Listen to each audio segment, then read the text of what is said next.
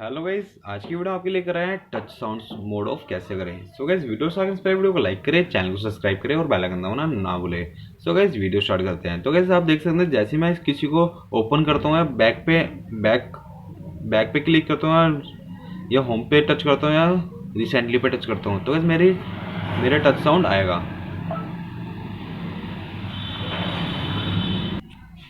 So guys, आप देखते हैं जैसे मैं कोई ओपन करता हूँ, इस पे टच करता हूँ, हमारा साउंड आएगा।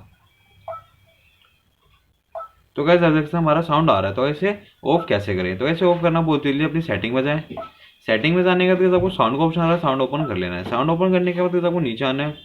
नीचे आने के बाद आपको देख सकते हैं यहाँ पे टच साउंड हमारा ऑन है। तो कैसे ऑफ कैसे करें, तो कैसे ऑफ करना बहुत ईजी, जो आइकन आइकन पे क्लिक करते साथ हमारा टच साउंड मोड ऑफ हो जाएगा। तो कैसे मैंने इस पर क्लिक करा, अब हमारा टच साउंड नहीं आ रहा। तो कैसे आप देख सकते हैं हमारा टच साउंड नहीं आ रहा। सो गाइस, वीडियो अच्छी लगी तो वीडियो को लाइक करें, चैनल को सब्सक्राइब करें और बेल आइकन दबाना ना भूलें। थैंक्स फॉर वॉचिंग वीडियो, मिलते हैं नेक्स्ट वीडियो में। Tata bye bye.